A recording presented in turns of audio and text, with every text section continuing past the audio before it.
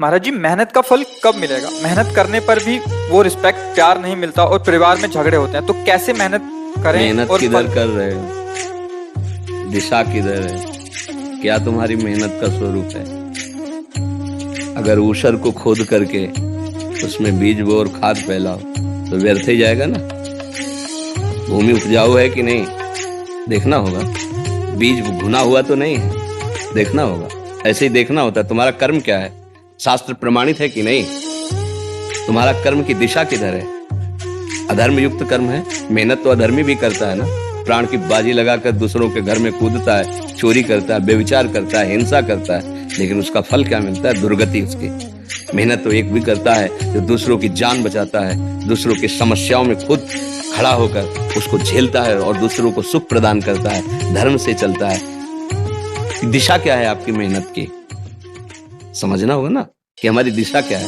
हाँ, जैसे आप पढ़ाई लिखाई किए, बहुत मेहनत करके माता पिता ने आपको पढ़ाया और आपके पूर्व कर्मों का परिणाम आपको दुख भोगना है, तो आपको नौकरी नहीं मिलेगी। डिग्री आपके पास रहेगी, घूमो आप।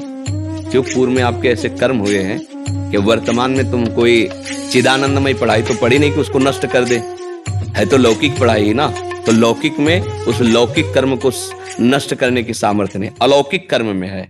हाँ, लौकिक पढ़ाई पढ़ते हुए यदि तुम धर्म निष्ठा से चलकर माता पिता की वंदना करते हुए, नाम जप करते हुए, ये है अलौकिक बाण जो नष्ट कर देगा उस कर्म को, वो आगे विधान बना देगा।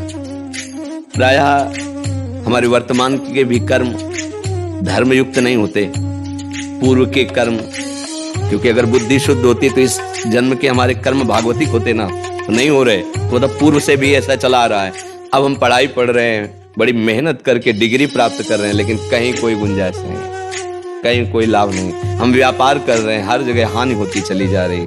हम उन्नति के लिए हर प्रयास कर रहे हैं, लेकिन निष्फल होता चला जा रहा है। क्यों? क्योंकि हमारे पूर्व कर्म हमको भोगने हैं, हमको दर दर भटकना, ठोकरें खानी है। शरीर अस्वस्थ, माइंड अस्वस्थ, हर अव्यवस्था ये हमारे कर्म का परिणाम होता है।